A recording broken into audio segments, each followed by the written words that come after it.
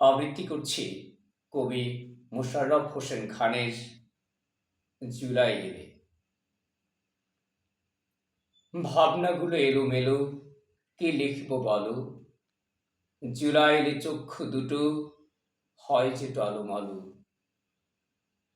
ভাই হারানো, বোন হারানো, ছেলে হারানোর শোক, বাপ হারানো, মা হারানো, অনেক আছে লোক।